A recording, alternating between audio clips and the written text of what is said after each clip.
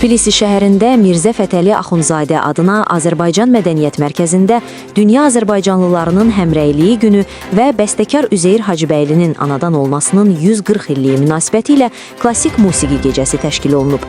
Tədbirdə Azərbaycanın Gürcüstandakı fövqəladə və səlahiyyətli səfiri Faiq Quliyev çıxış edərək qonaqları yeni il və Dünya Azərbaycanlılarının Həmrəyliyi günü münasibəti ilə təbrik edib. Səfir Azərbaycan ilə Gürcüstan arasında mövcud olan yüksək səviyyəli dostluq və strateji tərəfdaşlıq münasibətlərindən bəhs edib, mədəni-humanitar sahədə əməkdaşlığın əhəmiyyətini vurğulayıb. Diplomat 2025-ci ildə Azərbaycan dövlətinin qazandığı uğurlardan bəhs edib, 2026-cı ilində ölkə və xalq üçün uğurlu olmasını arzulayıb. Daha sonra Mirzə Fətəli Axundzadə adına Azərbaycan Mədəniyyət Mərkəzinin direktor müavini Leyla Əliyeva və Azərbaycanın əməkdar artisti Nərgiz Əliyeva çıxış edərək bu cür tədbirlərin milli mədəni irsin təbliği və gənc istedadların tanıdılması baxımından mühüm rol oynadığını bildiriblər.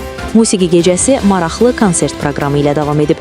Qara Qarayev adına Mərkəzi İncəsənət Məktəbinin, Bülbül adına Orta İxtisas Musiqi Məktəbinin və Bakı Musiqi Akademiyasının tələbələri Hacıbəylinin musiqilərindən parçaları ifa ediblər.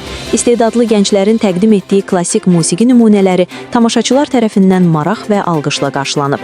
Tədbir mədəniyyətlərarası dialoqun və Azərbaycan musiqi irsinin Gürcüstanda təbliği baxımından əlamətdar hadisə kimi dəyərləndirilib.